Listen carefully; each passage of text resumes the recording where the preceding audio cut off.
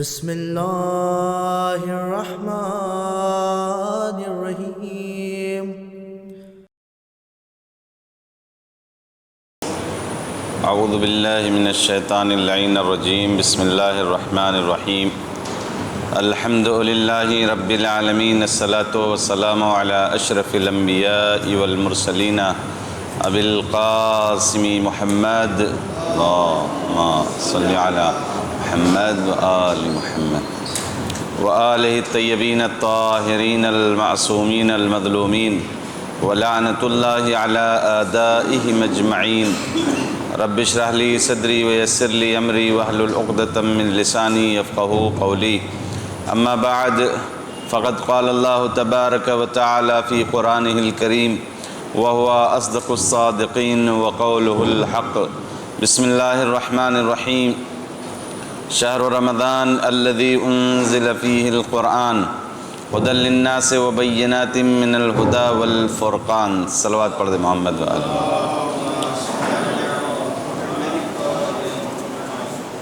معزز سامعین اکرام، آج ہماری گفتگو انشاءاللہ 20ویں پارے کے متعلق ہے۔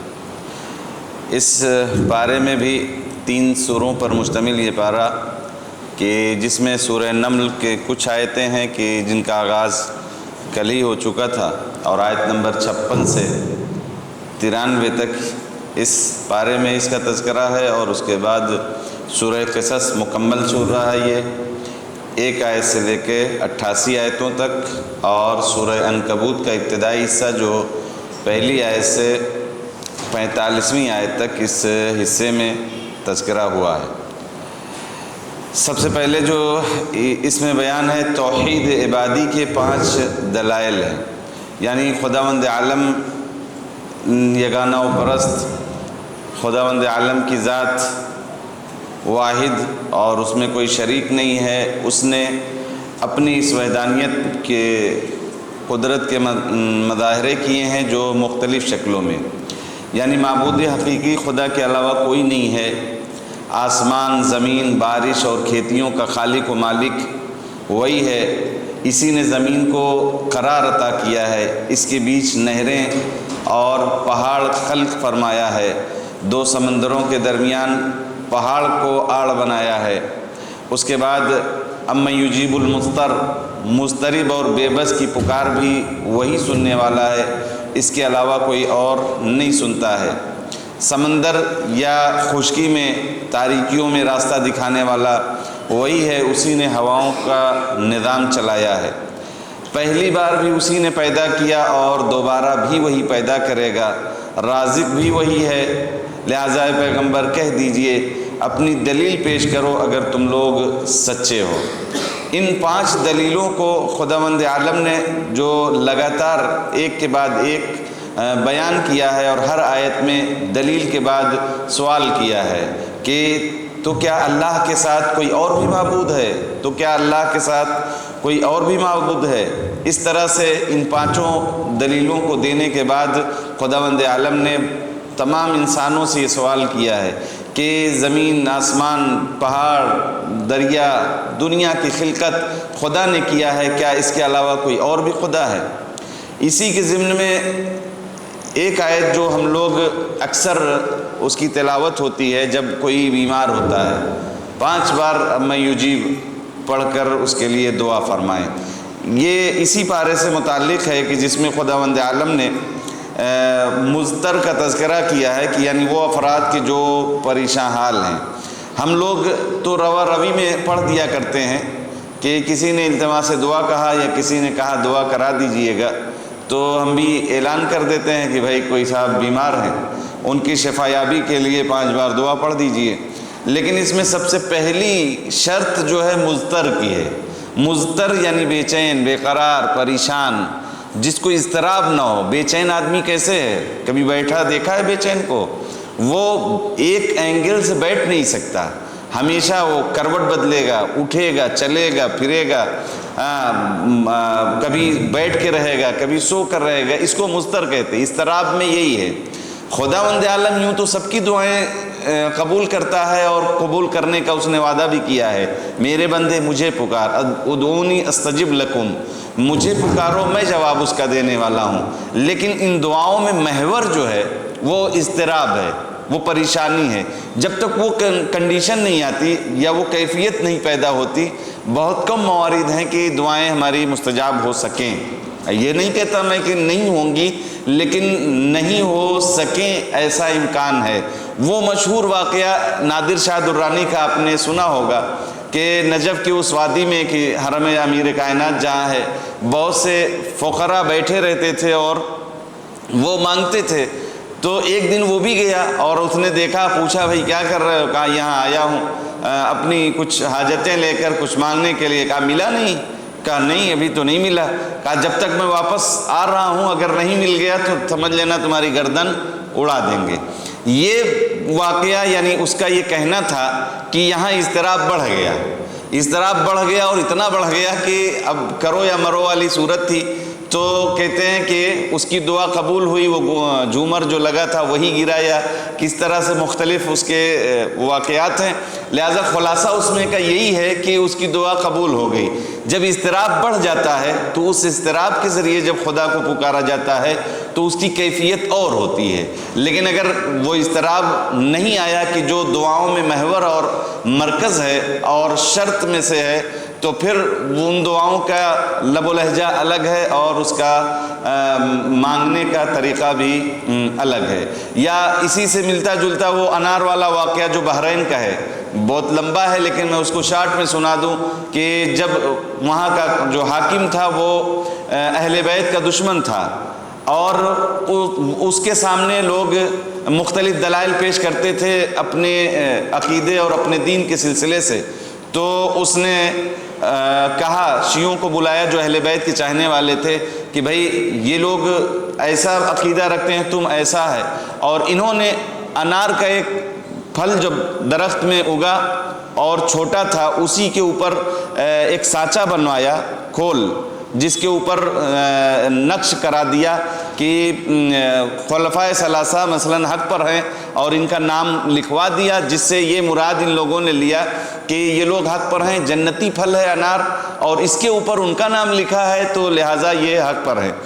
اب ان لوگوں نے وہاں بادشاہ کو دیا، بادشاہ نے اہل بیت کے چاہنے والوں کو بلایا اور بلانے کے بعد کہا کہ یہ دیکھو جنت کا پھل ہے اور جنت کے پھل پر ان کا نام لکھا جانا، اس کا مطلب یہ ہے کہ یہ لوگ وہاں پاور رکھتے ہیں اور ان کا تذکرہ وہاں بھی ہے، لہٰذا اب ان کا مذہب یا تو حق مان لو یا جو ہے اس کی دلیل لاؤ اور اس کا جواب لاؤ۔ انہوں نے کہا کہ ابھی ہم کچھ نہیں کہہ سکتے، ہمیں مہلت دیجیے، ہم جواب دیتے ہیں۔ ٹھیک ہے، مہلت کتنی چاہیے؟ تو ان لوگوں نے 3 دن کی مہلت مانگی تھی۔ اب 3 دن کی مہلت تو مانگ لیا کہ ہم اس کا جواب لائیں گے، لیکن ملے گا کیسے؟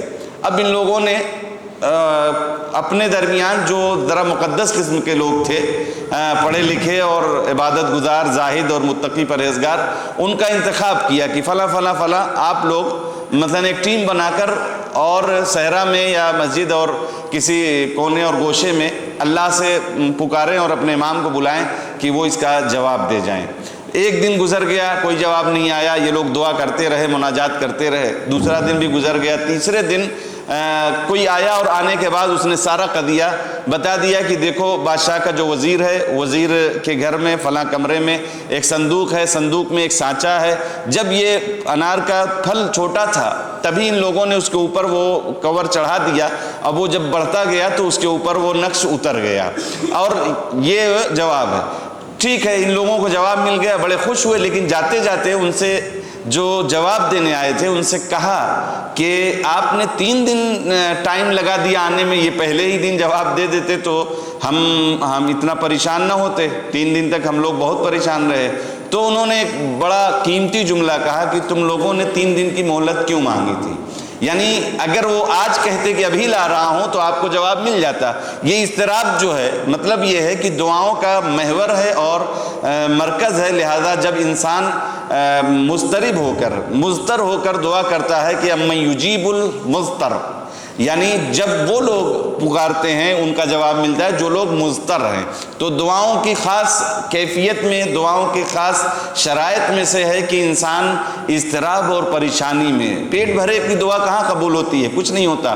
جب اس کو پریشانیاں لاحق ہوتی ہیں اور اس حساب سے وہ جب خدا کی بارگاہ میں گڑ گڑاتا ہے اور اس کی آنکھوں سے اشک جاری ہوتا ہے، پھر خداوند عالم اس کی دعا کو قبول کرتا ہے۔ یہ آیت کہتے ہیں کہ روایات میں آیا ہے کہ یہ آیت امام مہدی علیہ السلام کے قیام کے سلسلے سے، چنانچہ امام صادق علیہ السلام نے فرمایا نزلت فی القائم من آل محمد علیہ السلام ہوا واللہ المضطر، کہ یہ آیت نازل ہوئی ہے امام مہدی سلام اللہ علیہ کے شان میں، اور خدا کی قسم وہ مضطر ہے۔ چھٹے امام پر فرماتے ہیں وہ مضطر ہے۔ کب؟ اذا صلی فی المقام رکعتین، وہ 2 رکعت خانہ کعبہ کے مقام پر پڑھیں گے نماز، ودعا الی اللہ عز وجل، اور خدا کی بارگاہ میں دعا کریں گے، فاجابہ، تو خداوند عالم ان کا جواب دے گا، وَيَكْشِفُ السُّوءَ، اور وہ پریشانیاں، وہ بدحالیوں کو، وہ بے چینیوں کو کشف یعنی ختم کر دے گا، وَيَجْعَلَهُ خَلِيفَةً فِي الْأَرْضِ، اور انہیں خلیفہ قرار دے گا زمین میں یا زمین کا۔ لیکن یعنی یہ آیت آپ کے شان میں ہے، لیکن اس آیت کا مفہوم صرف محدود اور منحصر آپ کی ذات کے لیے نہیں ہے، بلکہ مفہوم عام ہے، یعنی اس کے اور بھی مصادیق ہیں، لیکن اس کے بارز مصداق واضح، کیونکہ ابھی تو بڑا آسان لگ رہا ہے، میری بات شاید بہت زیادہ ذہن اور دماغ میں اتر بھی نہیں رہی ہو کہ وہ کیسے مضطر ہو جائیں گے، لیکن وہ ایک زمانہ آئے گا کہ جب لوگ ان کو بھول جائیں گے کہ اگر کوئی ظہور بھی کرنے والا ہے، کوئی آئے گا ہر طرح سے پریشانیاں اور وہ خود بھی پریشان، تو وہاں وہ اضطراب ہوگا کہ جس کی بنیاد کے اوپر وہ خدا کی بارگاہ میں دعا کریں گے۔ لیکن یہاں سے یہ اندازہ اور مفہوم آیت یہ بتاتا ہے کہ جو بھی مضطر پریشانیوں کی حالت میں خدا کی بارگاہ میں دعا گو ہوگا، خدا اس کی دعا کو قبول کرنے والا ہے۔ سیرو فی الارض، زمین پر ٹہلیے، چلیے، سفر کیجئے اور اللہ کی آیات اور نشانیوں کو دیکھیے۔ زمین پر سفر کر کے دیکھو مجرم کا انجام کیسا ہوتا ہے۔ یہ جب ہم ٹہلیں گے، ٹہلنے سے مراد یہ پکنک نہیں ہے، وہ شاعر اللہ کو دیکھنے کے لیے، اللہ کی آیات، اللہ کی نشانیاں اور زمانے کے تجربات وغیرہ کے لیے قرآن مجید کہتا ہے کہ دیکھو، اور اس کے ساتھ ساتھ پڑھ کے بھی ہم اندازہ لگا سکتے ہیں۔ جیسے امیر کائنات نے کہا کہ بیٹا حسن، میں نے گزشتہ قوموں کی میں تو نہیں تھا، لیکن میں نے اتنا قریب سے ان کو پڑھا اور ان کو ان کے حالات کا مطالعہ کیا ہے کہ گویا جیسے انہی کے ساتھ رہ رہا ہوں۔ مطلب یہی ہے کہ ہم یہاں ہیں، لیکن حالات اقوام یعنی گزشتہ قوموں کی حالتیں اور گزشتہ شہر اور ممالک کی حالت اور کیفیت کو پڑھ کر اندازہ لگائیں کہ مجرموں کو کیسے خداوند عالم عذاب دے رہا ہے یا ان کا کیسا انجام ہوتا ہے۔ پھر آواز ہدایت کون سن سکتا ہے؟ انکا لا تسمع الموت ولا تسمع الصم، قرآن کہتا ہے کہ موت، مردے نہیں سن سکتے اور نہ ہی بہرے، یہ تو سن نہیں سکتے۔ وما انت بہاد العم عن ضلالتہم، یعنی آپ نہ اندھوں کو گمراہی سے بچا سکتے ہیں اور نہ مردوں کو اپنی بات سنا سکتے ہیں، یہ ظاہراً کنایہ ہے۔ لیکن اب یہاں سے جو وہابی فرقہ ہے وہ یہاں سے ہی استدلال کرتا ہے کہ قرآن نے یہ کہا ہے کہ جو مر گیا وہ سنتا نہیں، مردے نہیں سنتے، تو پھر پیغمبر اس دنیا سے چلے گئے، ان سے کچھ کہنا، ان سے کچھ مانگنا، ان سے توسل کرنا، یہ یقیناً بے فائدہ اور بیکار ہے۔ یہ ان لوگوں نے وہاں سے اسی آیت سے یہ کشف کیا ہے۔ قرآن مجید موت اور حیات کے 2 صورتیں بیان کی ہیں، کبھی مادی موت ہے جو ظاہر ہوتی ہے، مر گئے، اور کبھی معنوی کہ جس کو قرآن نے کہا یہ چل پھر تو رہے لیکن یہ حالت حقیقت میں یہ مردہ ہیں۔ اسی طریقے سے زندگی کے سلسلے سے بھی بہت سے افراد گزر چکے ہیں لیکن وہ زندہ ہیں، اور بہت سے افراد ایسے ہیں کہ جو ہیں لیکن وہ مردہ ہیں۔ یہ قرآن میں دونوں طرح کے یعنی ظاہری موت اور باطنی معنوی موت، بہت سارے افراد نہیں ہیں ہمارے درمیان لیکن کام انہوں نے ایسا کیا ہے کہ جس کی بنیاد پر آج بھی ان کا نام زندہ ہے، ان کا کردار زندہ ہے، مر تو گئے ہیں لیکن وہ زندہ ہیں۔ یا اور آگے ہم ان افراد کی بات نہ کریں، شہداء کا نام لے لیں، شہداء اس دنیا میں نہیں ہیں، لیکن قرآن بھی کہہ رہا ہے کہ وہ زندہ ہیں، رزق بھی حاصل کر رہے ہیں اور وہ مردہ نہیں ہیں۔ تو انہوں نے یعنی وہابیوں نے اس سے یہ اخذ کیا کہ چونکہ سنتے نہیں ہیں لہٰذا ان سے کہنا بیکار ہے، وہ مردہ ہو گئے ہیں۔ اب یہاں سے حیات کے متعدد مراحل ہیں، حیات نباتی، حیات حیوانی، حیات روحی اور سیاسی اجتماعی۔ اسی آیت کو محور قرار دیتے ہوئے پیغمبر اکرم چلے گئے، ان سے کوئی بات نہیں کرنا چاہیے، ان کی زیارت کا کوئی مطلب نہیں ہے۔ اب ان کا جواب جو دیا گیا وہ یہ ہے کہ یہ ایک اجمالی تشبیہ ہے، یعنی پکی بات نہیں ہے، تشبیہ دی گئی ہے، مشابہت دی گئی ہے کہ بہت سے افراد ایسے ہیں جو بہرے ہیں، ان کے سامنے کتنی بھی باتیں آپ کر لیں وہ نیک باتیں اور اچھی باتیں تو سنتے ہی نہیں۔ تو قرآن نے کہا ہے کہ یہ بہرے ہیں، اور بہت سے افراد زندہ ہیں لیکن وہ مردہ ہیں یا اس دنیا سے جا چکے ہیں تو ان کو وہ نہیں سن سکتے۔ یہ اجمالی تشبیہ ہے۔ جیسے بہت سے لوگوں کو یہ کہا گیا ہے کہ اس کا دل پتھر کی طرح ہے، اس کا دل سنگ دل ہے، یعنی اس کا دل پتھر کی طرح ہے۔ تو مطلب کیا ہے کہ اس کا دل پتھر کا؟ اگر یہی تشبیہوں کو آپ حقیقی معنی دینے لگ جاؤ اور قرآن کے کنایات کو آپ کنایا نہ سمجھو، اشارہ نہ سمجھو، تو پھر پرابلم یہ آئے گا کہ اس کا کیا کرو گے کہ قرآن بہت سارے لوگ سنگ دل ہیں، یعنی ان کے دل پتھر جیسے ہیں۔ سنگ دل کا مطلب یہ ہے کہ نرم دل نہیں ہے، کسی پر رحم نہیں کھاتے، ظلم کرتے ہیں، کسی کا قتل کرنا ان کے لیے کھیل تماشا ہے، یعنی ایک مچھر مارنے کے برابر ہے۔ تو یہ سنگ دل ہیں۔ سنگ دل کا مطلب کیا ہے؟ جیسے پتھر کے تاثیر ہے ویسے ہی ہے؟ نہیں۔ اسی طرح اور جیسا کہ قرآن نے خود کہا ہے قلوبکم کالحجارہ، یعنی تمہارے دل، ایسے افراد کی جو غلط کام کرتے ہیں، ایسے افراد کا دل یہ کل حجارہ یعنی پتھر کی طرح ہے۔ اس کا مطلب تو یہ نہیں ہے کہ ان کا دل ہر چیز میں یعنی پتھر ہے۔ لہذا قرآن نے حیات برزخی کو شہداء کے لیے قبول کیا ہے۔ برزخی حیات عند ربہم یرزقون ولا تحسبن الذین قتلوا فی سبیل اللہ امواتا۔ لہذا شیعہ اور سنی کی بہت سی روایتیں اس ٹاپک پر موجود ہیں کہ وہ لوگ زندہ ہیں اور ان سے توسل کیا جا سکتا ہے۔ انہوں نے غلط معنی صرف ایک معنی میں لیا اور اسی بنیاد پر کہتے ہیں کہ مردے سنتے نہیں ہیں، جبکہ سینکڑوں حدیثیں اور روایتیں ایسی پڑھی ہیں اہل سنت اور اہل تشیع کے ہاں کہ جس سے یہ اندازہ ہوتا ہے اور جس کا یہ مفہوم ہے کہ یہ لوگ سنتے بھی ہیں اور خداوند عالم ان کی حیات کو قبول کرتا ہے۔ دابۃ فی الارض، زمین پر موجود چلنے والے، جب عذاب قیامت کا وقت آ پہنچے گا اس وقت زمین پر چلنے پھرنے والا نکلے گا جو لوگوں سے کلام کرے گا کہ ہماری آیات پر یقین نہیں تھا۔ اس بنیاد کے اوپر تفسیر مظہری میں جلد نمبر 50 جلد نمبر 9 اور صفحہ نمبر 50 پر یہ آیا ہے بغوی راوی کے حوالے سے کہ حضرت علی علیہ السلام نے فرمایا ہے کہ دابہ وہ نہ جانور نہیں ہے بلکہ وہ انسان ہوگا۔ اب امامیہ کی طرف سے جو روایتیں نقل ہوئی ہیں اس میں اس سے مراد خود امیر کائنات کی ذات ہے۔ قرآن اس مطلب کو صراحت کے ساتھ بیان نہیں کرنا چاہتا، اجمالاً بیان کیا ہے، اور دابہ سے مراد جانور نہیں ہے بلکہ وہ انسان ہے، اور وہ انسان امیر کائنات کی ذات ہے۔ احوال قیامت، یوم ینفخ فی الصور ففزع من فی السماوات ومن فی الارض، قیامت کے دن جب سور پھونکا جائے، اسرائیل جب سور پھونکیں گے تو جو کچھ زمین میں ہوگا یا آسمان میں ہوگا سب نکلیں گے۔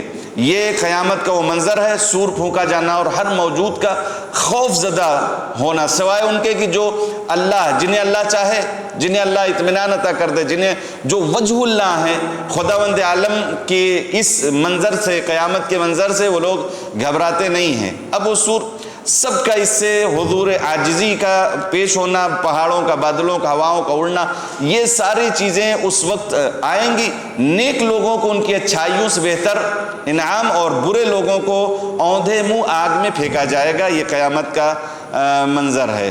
اس کے بعد سورہ قصص ہے، جیسا کہ نام سے ہی واضح ہے، قصص قصے کی جمع ہے، یعنی جس میں بہت سے قصے ہیں۔ جناب موسیٰ علیہ السلام کے تو ہر سورہ میں قصے ہیں، البتہ مختلف زاویوں سے اور مختلف اعتبار سے ہے۔ حضرت موسیٰ کے گہوارے کا قصہ ہے کہ وہ ابتدائی آیتوں میں کہ جناب موسیٰ علیہ السلام آیات بنی اسرائیل کے نومولود لڑکوں کا قتل ہونا، پھر جناب موسیٰ کی ماں کو یہ وحی آنا کہ آپ اس کو صندوق میں رکھ کر دریائے نیل میں ڈال دیں، اس کے بعد جناب یعنی موسیٰ بہتے ہوئے فرعون کے دربار تک پہنچے اور وہاں ان کی پرورش کا پانا۔ اس کو میں نے خلاصہ کر دیا کیونکہ یہ قصے آپ بار بار سن چکے ہیں۔ مستضعفین کو پیشوا بنائے گا، یہ خداوند عالم کا یعنی اعلان ہے۔ کیا؟ نرید ان نمن علی الذین استضعفوا، بارہا یہ آیتیں آپ سنتے رہتے ہیں کہ اللہ کا ارادہ یہ ہے کہ جنہیں زمین میں بے بس کر دیا گیا، مجبور کر دیا، کمزور کر دیا گیا ہے، ہم ان پر احسان کریں گے۔ نمنا، ہم احسان کریں گے اور ہم ان کو پیشوا بنائیں گے اور ہم انہی کو وارث بنائیں گے۔ یہ ارادہ پروردگار، ارادہ پروردگار تکوینی ہے۔ یہ یاد رکھیے کہ ہمارا ارادہ جو مختلف مراحل میں طے ہوتا ہے تب جا کر نتیجہ ہوتا ہے کبھی اور کبھی نہیں ہوتا۔ ہم نے سوچا پانی پئیں گے، پانی پینے کے لیے ذہن نے اور اندر کی اس قوت نے ارادہ کیا، پھر وہ اس نے آرڈر کیا تو پھر ہماری زبان نے بول دیا کہ پانی، پھر پانی کسی نے لا کے دیا، پھر اجازت ملی تو پیا۔ کئی مراحل ہوتے ہیں، یہ ہم انسانوں کے ارادے ایسے ہیں، لیکن خدا کا ارادہ کن فیکن والا ہے۔ خدا کا ارادہ تکوینی ہے کہ ہمارا ارادہ یہ ہے کہ ہم زمین میں جن کو بے بس کر دیا گیا ہے ہم ان پر احسان کریں گے اور ہم ان کو پیشوا بنائیں گے اور وہی ہم اس زمین کے وارث ہوں گے۔ یہ لہٰذا خود قرآن کی آیت ہے انما امرہ اذا اراد شیئا ان یقول لہ کن فیکن، کہ خدا جس چیز کا ارادہ کرتا ہے اس کے لیے کہتا ہے کن، ہو جا، پھر وہ ہو جاتی ہے۔ یہ خدا کا ارادہ ہے جو ہمارے ارادوں سے مختلف ہے۔ اس آیت کے ضمن میں ائمہ اہل بیت کے بارے میں مختلف کثرت سے روایتیں موجود ہیں۔ بہت سی روایت میں آیا ہے کہ حضرت حجت عجل اللہ تعالیٰ فرجہ شریف آخری زمانے میں حکومت اسی آیت کی بہترین مصداق ہے، یعنی جب حضرت کا ظہور ہوگا اور حکومت قائم ہوگی وہ زمین کے وارث بنیں گے اور پیشوا بنیں گے۔ یہی ان کا بننا اس آیت کی بہترین دلیل اور بہترین مصداق ہے، بہترین تفسیر ہے۔ حضرت علی علیہ السلام سے منقول ہے کہ یہ دنیا اپنی محظور دکھانے کے بعد پھر ہماری طرف جھکے گی، اس طرح سے جس طرح سے سرکش اونٹنی اپنے بچوں کی طرف جھکتی ہے۔ اس کے بعد حضرت نے اس آیت کی تلاوت فرمائی، نہج البلاغہ میں یہ قول حضرت کا موجود ہے۔ پھر مظلوموں کی مددگار، حضرت موسیٰ شہر میں داخل ہوئے، اس وقت لوگ باہر کے حالات سے باخبر نہیں تھے۔ دیکھا دو آدمی لڑائی کر رہے تھے، ایک جناب یعنی حق پر تھا، مومن تھا، اس نے جناب موسیٰ سے فریاد کی دیکھو یہ ہمارے اوپر ظلم کر رہا ہے۔ جناب موسیٰ ایک فائٹ اس کو مارے اور وہ وہیں مر گیا۔ جناب موسیٰ گھبرائے، خدا کی بارگاہ میں دعا کیے، خداوند عالم نے ان کے اس ترک اولا کو قبول کر لیا۔ اس کے بعد وہ یمن کی طرف چلے گئے، وہاں پہنچے تو جناب مدین کی طرف، تو جناب شعیب کے گھر پہنچے، وہاں 10 سال وہ رہے۔ پھر جناب شعیب نے اپنی بیٹی کے ساتھ ان کا عقد بھی کیا اور ان کی بیٹی، اور اس میں معمولاً بہت سے قصے ہیں جو شادی سے متعلق ہیں، بہت سی باتیں جو ابھی ممکن نہیں ہے بیان کرنا۔ بہرحال پھر قارون کا تفصیلی واقعہ ہے۔ قارون کون ہے؟ آپ جانتے ہیں زمین کا خزانہ جس کے قرآن نے کہا ان قارون کان من قوم موسیٰ، یہ قوم موسیٰ کا میں سے تھا، فبغى علیہم، ان کے اوپر تجاوز کیا، ظلم کیا، وآتیناہ من الکنوز، اللہ نے کہا کہ ہم نے اسے خزانے دیے، ایسے خزانے کہ ما انا مفاتیح لتنوء بالعصبہ، یعنی جس خزانوں کی چابیاں طاقتور گروہ اٹھاتے تھے۔ اب آپ سمجھیے چابیاں اٹھانے والے جماعت تھی، جو ایک طاقتور جماعت، یعنی ایک آدمی نہیں اٹھاتا تھا کہ پورے لاکر کی چابی، ایسے خزانے خداوند عالم نے اسے دیا۔ لیکن ان خزانوں کی وجہ سے وہ غرور و تکبر کا شکار ہوا اور خداوند عالم کو یہ نہیں پسند ہے۔ پھر کیا ہوا وہ آپ سب سنتے رہتے ہیں۔ اس سے 2-3 نکات جو نکلتے ہیں وہ کہ مال دنیا سے آخرت کمانے کی فکر کرنی چاہیے، جو اس نے نہیں کیا۔ دنیا میں اپنا حصہ نہیں بھولنا چاہیے، بقدر حصہ ہی دنیا حاصل کرے۔ یعنی دنیا، البتہ یہ دنیا میں تو لگتا ہی نہیں کہ اتنا کافی ہے، ہر آدمی جتنے پہ ہوتا ہے اس سے آگے ہی لینے کی کوشش کرتا ہے، لیکن وہی ہے کہ اگر اللہ اور رسول کی محبت اور ان کی سیرت اور ان کے پیغامات پر چل کر ایسا ہے تو یقیناً وہ حق بجانب ہے، ورنہ بہت سارے خزانے تباہ ہو گئے اور اس کا کوئی نتیجہ نہ نکلا۔ ایسے ہی دنیا میں اگر نعمتیں اور خزانے ملیں تو انسان کو ایسی روش پر چلنا چاہیے کہ خود خزانہ بھی زندہ رہے اور خزانے کے مالک بھی زندہ رہیں۔ خدا نے اس پر احسان کیا، وہ اپنے مال سے دوسروں پر احسان کرے۔ خزانہ ہمیں ملا ہے، خدا نے ہم کو پر احسان کیا تب ملا ہے، تو اب ہم کو اس مال سے دوسروں پر احسان کرنا چاہیے۔ اس طرح کے مفہوم کی آیتیں پہلے بھی آ چکی ہیں، میں نے وہ مثال دیا تھا، وہ سامنے نعمتوں والی ٹوکری اگر آئے تو ہم اپنا حصہ لے کر آگے نہ بڑھا دیں، ہم اسی میں سے اٹھا کر دوسروں کو دیتے رہیں۔ ہم پہلے اپنا اگر حصہ لے لیں گے تو وہ لانے والا آگے بڑھ جائے گا، لہٰذا ہم وہیں سے دوسروں کو دیتے رہیں، تو وہ جب تک ہم اپنا حصہ نہیں لے لیں گے وہ نعمتوں کی ٹوکری ہمارے سامنے رہے گی۔ مفہوم یہی ہے۔ زمین میں فساد کی کوشش نہ کریں، خزانہ مل گیا تو ایسا نہ اظہار ہو کہ گویا ہم کسی کو کچھ سمجھتے نہیں۔ کاش دور حاضر کے چھوٹے چھوٹے، اسی بات کا یہاں اظہار میں نے لفظوں میں لکھا کہ ہمارے دور حاضر میں جو لوگ واقعاً خزانے دار ہیں، بینک بیلنس بنائے ہوئے ہیں، خداوند عالم ان سارے مفاہیم سے اتنا انہیں ان نکات پر چلنے کی توفیق دے کہ خدا نے ہم پر احسان کیا، خزانہ دیا، تو ہم کو بھی دوسروں پر احسان کرنا چاہیے۔ زمین میں فساد و فتنہ نہیں پھیلانا چاہیے، مال دنیا سے آخرت کمانے کی سوچ رکھنی چاہیے۔ پھر یہاں ایک اور آخری بات جو 88 نمبر آیت میں ہے کہ وَلَا تَدْعُ مَعَ اللَّهِ إِلَٰهًا آخَرَ، یہ کہ آپ خدا کے ساتھ کسی دوسرے الہ کو نہ بلاؤ۔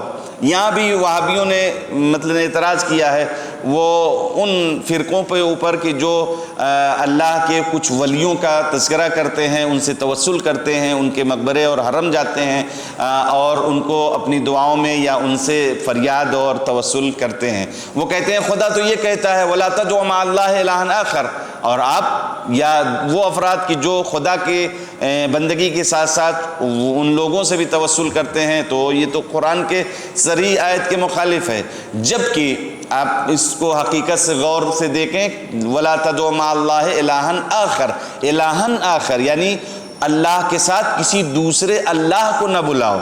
صاف یہ یہاں اس آیت کا مطلب یہ ہے، لیکن یہ لوگ، ہم لوگ یا جتنے لوگ بھی ہیں، خدا کے علاوہ جو ائمہ اطہار یا پیغمبر سے توسل کرتے ہیں، وہ پیغمبر کو خدا مان کر نہیں کرتے، بلکہ یہ خدا کے ولی ہیں، خدا نے انہیں جو عطا کیا ہے رتبہ، ہم اس پرپس سے ان کے توسل کرتے ہیں اور ان کے حرم اور ان کے قبر پر جا کر ان کے لیے اور ان سے اپنے آپ کو قرب حاصل کرتے ہیں کہ یہ بھی اللہ والے ہیں اور اللہ نے انہیں یہ رتبہ عطا کیا ہے۔ بڑا ایک دلچسپ واقعہ تھا کہ سعودی شاہ یعنی ہر عید قربان کے موقع پر اسلامی مملکت کے علماء کو دعوت دیا کرتا تھا۔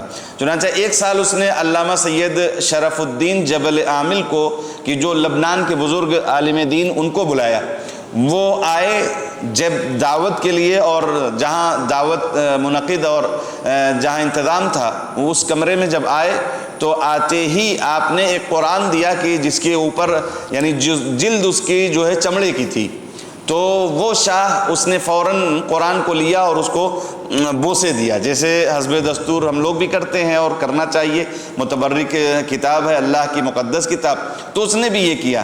تو علامہ سید شرف الدین نے کہا اوہ تم مشرک ہو کیا؟ تو وہ غصائے بھی اور کہنے لگے کیا الزام ہے، میں کون سا شرک کام کیا، اور یہ میں نے جو ہے یہ چمڑے کو، انہوں نے کہا کہ یہ تو چمڑا تھا، جانور کا جلد ہے، اس کو آپ نے چوم لیا، غیر اللہ کا احترام کرنا یہ تو شرک ہے۔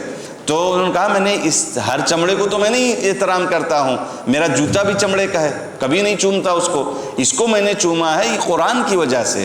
تو انہوں نے کہا یہی تو ہم بھی کہتے ہیں، ہم لوگ ہر لوہے کو نہیں چومتے، لوہا جو زری بن گیا ہے ہم اس کو چومتے ہیں، ہر حرم کی دیوار کو نہیں ہر دیوار کو ہم لوگ نہیں چومتے، جو حرم کی دیوار ہے اسے چومتے ہیں، ہر دروازے کو ہم لوگ نہیں چومتے، ہر لکڑی کو، جو دروازہ حرم رسول اللہ میں لگا ہے ہم اس کو چومتے ہیں، لہذا جب وہ شرک نہیں ہے تو یہ بھی شرک نہیں ہے۔ اس طرح سے اور جو وجہ خدا ہیں، اور یہ لوگ تو ایسے ہیں کہ جو خدا سے قریب کرتے ہیں، خدا کا شریک نہیں بلکہ خدا سے قریب کرتے ہیں۔ جتنے ائمہ اطہار اولیاء خدا جو اس دنیا سے جا چکے ہیں انہوں نے اپنی وجہ سے جانیں نہیں دی ہیں بلکہ خدا کی وحدانیت کے لیے جان دی۔ جب ہم وہاں جاتے ہیں تو یہی میسج دیتے ہیں کہ یہ وہ ان کا مقبرہ یا ان کا حرم ہے کہ جنہوں نے راہ خدا میں اپنی جان دے دی، خدا کی توحید کے لیے، خدا کی بندگی کے لیے انہوں نے جان دے دی۔ اگر ان کو دنیا پرستی یا مادیات کے یہ لوگ خواہاں ہوتے تو سب کچھ مل جاتا،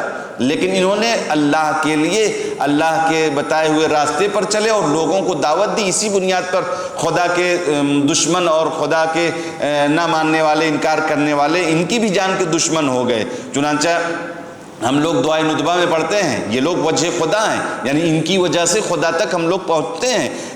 این وجہ اللہ الذی یوتا، یا دوسری جگہ پر ہے کہ این وجہ اللہ الذی یتوجہ الاولیاء۔ یہ تو خلاصہ یہ کہ ان بندگان خدا کی وجہ سے ہم لوگ شرک نہیں کرتے بلکہ یہ عین توحید کا درس ملتا ہے، ان سے قربت بھی حاصل کر کے، ان سے توسل بھی کر کے، کیونکہ خدا نے ان کو وہ رتبہ اور مقام دیا ہے جس کی بنیاد پر ہم لوگ ان سے توسل کرتے ہیں۔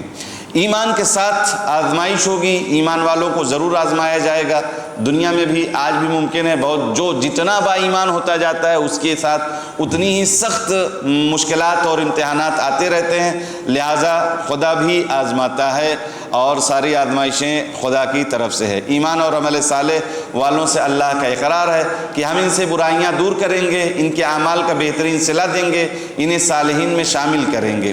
اس کے بعد والدین اور شرک، والدین کے ساتھ نیکی کا سلوک کرو لیکن شرک میں ان کی پیروی نہ کرنے کا حکم ہے۔ اگر کوئی ماں باپ خدا نخواستہ اپنے بیٹے کو کہتے روزہ مت رکھو تو ان کی بات نہیں ماننا ہے، خدا کی بات ماننا ہے۔ نماز نہ پڑھو لیکن اگر وہ یہ کہیں تو ان کی بات نہیں ماننا ہے، خدا، یعنی جہاں خدا کے مقابل میں ان کا قول ہو تو پھر ان کا قول نہیں ماننا ہے اور خدا کی بات پر عمل کرنا ہے۔ لیکن اگر مستحبی روزہ ہے اور ماں باپ کہتے ہیں کہ روزہ نہ رکھو تو چھوڑا جا سکتا ہے۔ مستحبی نمازیں ہیں یا دیگر جو مستحب یعنی واجبات جس سے نہ ٹکرائیں تو ان میں والدین کی بات کو ماننا ہے۔ کمزور ترین گھر، آخری بات ہے اس پارے کی کہ سورہ عنکبوت اسی نام سے ہے۔ عنکبوت مکڑی کو کہتے ہیں، مکڑی کا جالا، اس کی مثال خداوند عالم نے اس پارے میں دیا ہے آیت نمبر 41 میں۔ مثل الذین اتخذوا من دون اللہ اولیاء، ان لوگوں کی مثال کی جنہوں نے خدا کے علاوہ کسی اور کو اپنا ولی بنایا، وہ کیا ہے؟ کمثل العنکبوت، کہ وہ مکڑی کی طرح ہے کہ اتخذت بیتن وان اوہن البیوت لبیت العنکبوت، کہ وہ مکڑی کے ان کی مثال مکڑی جیسی ہے جو اپنا گھر تو بناتی ہے لیکن یقیناً اس کا گھر سب سے کمزور گھر ہوتا ہے۔ مکڑی کا گھر کی خصوصیت اصولاً کیا ہوتی ہے؟ گھر یعنی جس میں در و دیوار ہو اور چھت ہو، اور ایک تو یہ، دوسرے یہ کہ دوسرے یعنی آفات ہو، ہوا، آندھی، پانی، بارش، ان سب سے محفوظ رکھ سکے۔ یہ تو اصولاً گھر کا یہی بیس ہے۔ یہ مکڑی کا گھر نہ یہ ہوا سے رک سکتا ہے، نہ اس میں بارش سے کوئی محفوظ رہنے کی جگہ ہے، نہ اس میں دیوار ہے، نہ در ہے، نہ چھت ہے، کچھ نہیں ہے۔ تو خداوند عالم نے ڈھونڈ کر یہ ایسی مثال دی ان لوگوں کے لیے جو خدا کے علاوہ دوسرے خداؤں کو یعنی دوسروں کو اپنا ولی بناتے ہیں، وہ کتنے مضبوط ہیں۔ مکڑی کے جالے کی طرح، مکڑی کے اس گھر کی طرح کہ جس کی کوئی حیثیت نہیں ہے، یعنی ایک قاعدے کی ہوا چل جائے تو وہ گھر تباہ و برباد ہو جائے۔ یہ لوگ ایسے ہی ہیں جیسے مکڑی کا گھر ہے۔ لہٰذا اللہ کے ہاں رہیے، اللہ کے پر ایمان رکھیے تاکہ اپنے قدم کو زمین پر مستحکم اور مضبوط، اس لیے کہ مومن زبر الحدید یعنی وہ لوہے سے بھی زیادہ سخت ہے اور مومن کی علامتوں میں سے ہے۔ ایک طرف اور اسی پس منظر میں وہ جملہ بھی آپ سماعت کر سکتے ہیں کہ اتنا مضبوط ایمان ہے کہ ایک ہاتھ میں چاند اور دوسرے ہاتھ میں سورج رکھ دیا جائے اور یہ کہا جائے کہ ظلم کے طور پر میں چونٹی کے منہ سے جو کا چھلکا چھین لوں، یہ نہیں ہو سکتا۔ یعنی وہی ہے کہ ہمارے ایمان اور اس ایمان میں کتنا فرق ہے۔ ہم لوگ معمولاً کبھی کوئی بات نہیں کہتے کہ یہ ہمارے دوست ہیں ان کو خراب لگ جائے، یہ ہمارے مالک ہیں ان کو کہیں خراب نہ لگ جائے، یا 100 50 10 کسی بات، ان سب میں ہم اپنے دین کا وہ اہم نقطہ نہیں بیان کر پاتے۔ امیر کائنات نے کہا کہ میرے ہاتھ میں اگر اتنی ملکیت، 7 اقلیم، کہیں اقلیم 7 کہا، 7 آسمانوں کی حکومت اگر مجھے دی جائے اور یہ کہا جائے کہ چونٹی کے منہ سے جو کا وہ چھلکا میں ظلم کے طور پر چھین لوں، تو یہ مجھ سے نہیں ہو سکتا۔ غور کا مقام یہی ہے کہ ہم ان کے دوستدار ہیں، ہم ان کو اپنا آئیڈیل اور امام سمجھتے ہیں، ہم محب ان کے کہلاتے ہیں۔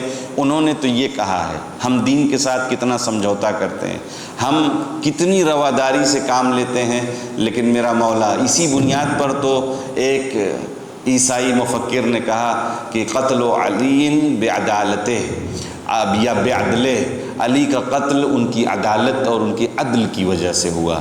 یہ حقیقت ہے، اور امیر کائنات کی زندگی میں عدالت کا عجیب مظاہرہ تھا جو رہتی دنیا تک پھر کبھی نہیں ہو سکا۔ جناب عقیل نے کہا علی جو آپ بیت المال سے مجھے دیتے ہیں وہ کھانے میں کم ہوتا ہے، بچے ہمارے پیٹ ان کا نہیں بھرتا، کچھ بڑھا دو۔ امیر کائنات نے کہا کہ ٹھیک، آئیے رات کے سناٹے میں کسی دکان کا دروازہ توڑ کر اس میں سے کچھ نکال لیا جائے۔ علی تم امام ہو، ایسی باتیں کرتے ہو؟ کہا ہاں، بیت المال یہ پوری قوم کا مال ہے، امت مسلمہ کا مال ہے، دکان کسی خاص فرد کی ہوگی۔ ایک آدمی کی چوری بنسبت اتنے لوگوں کی چوری سے آسان ہے۔ یہ مطلب یہ تھا کہ یہ علی سے نہیں ہو سکتا، جتنا سب کو دیا جاتا ہے اتنا ہی تمہیں ملے گا۔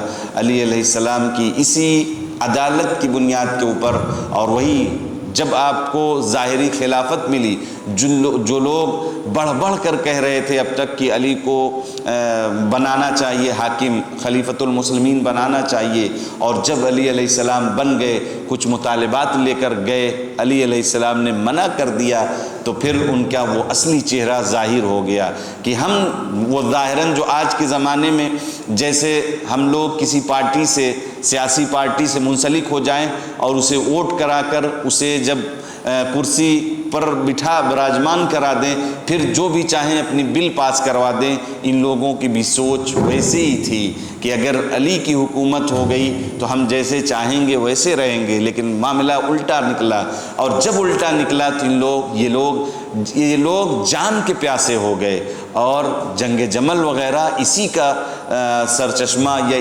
یہی بیس بنا ہے کہ مقابل میں آ گئے، اور علی کے ساتھ وہ ظلم ہو گیا کہ اب لوگ سلام کرنا چھوڑ دیے ہیں۔ معمولی بات نہیں ہے۔ علی علیہ السلام نے پیغمبر کے بعد کتنی مصیبتیں اٹھائیں، کہتے ہیں مظلوم ترین انسان ہے دنیا کا، مظلوم ترین انسان۔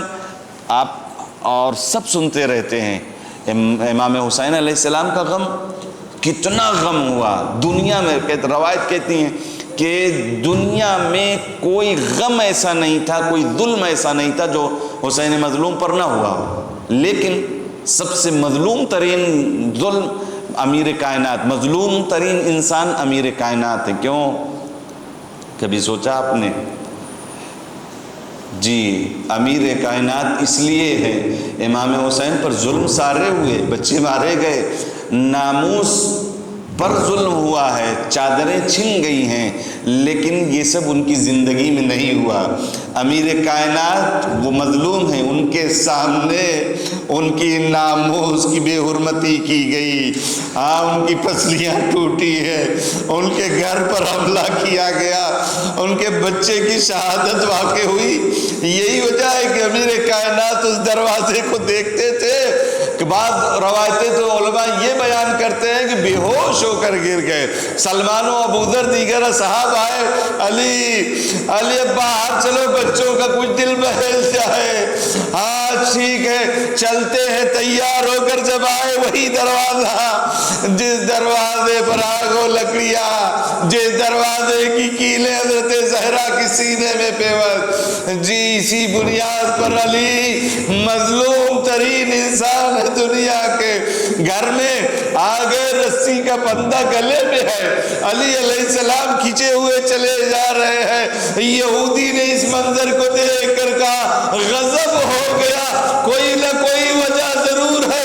ارے یہی وہ انسان ہے جس نے باب خیبر کو تو انگلیوں پر اٹھایا تھا، آج یہ کیا وجہ ہے؟ یہ چند لوگ اس کے گلے میں رسی کا پھندا ڈال کر کھینچے لیے جا رہے ہیں اور یہ چلا جا رہا ہے۔ یقیناً یہ نمائندہ خدا ہے، اس نے وہی کلمہ پڑھ لیا۔ عزیزو یہ وہ ایام ہے، کیا بیان کیا جائے۔ ہاں ضربت لگ چکی ہے، مولا بستر علالت پر ہے، کہتے زخم اتنا کاری تھا، درد اتنا شدید تھا، مولا فاتح خیبر علی جیسا بہادر کبھی ایک پیر پھیلاتا تھا دوسرا سمیٹتا تھا، دوسرا پھیلاتا تھا وہ سمیٹ لیتا تھا، درد اتنا شدید تھا۔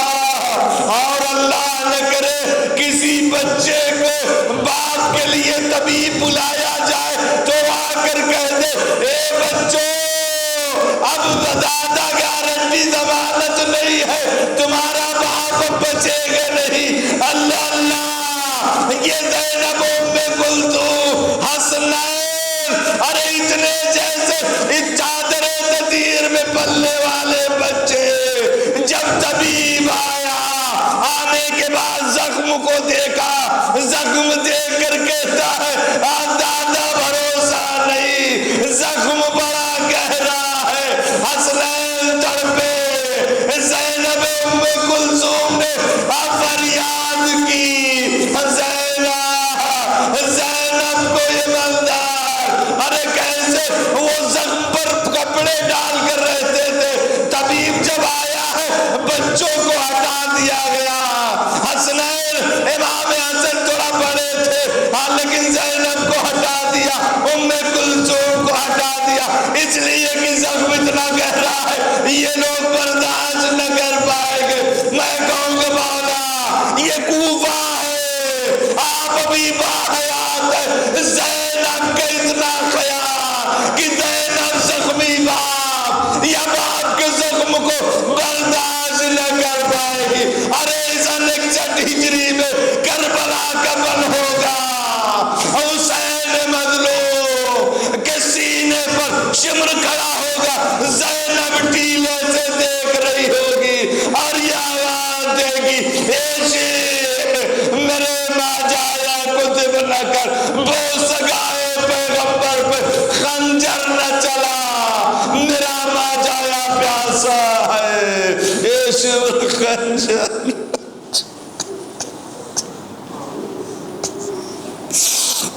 وَسَيَعْلَمُ الَّذِينَ ظَلَمُوا أَيَّ مُنْقَلِبٍ يَنْقَلِبُونَ۔ بار اللہ ہمیں علم عمل کی توفیق عطا فرما یا اللہ، دنیا میں جب تک رہیں دامن قرآن و اہل بیت چھوٹنے نہ پائے، دنیا سے جائیں تو قرآن و اہل بیت کی شفاعت نصیب فرما، حضرت کے ظہور میں تعجیل فرما۔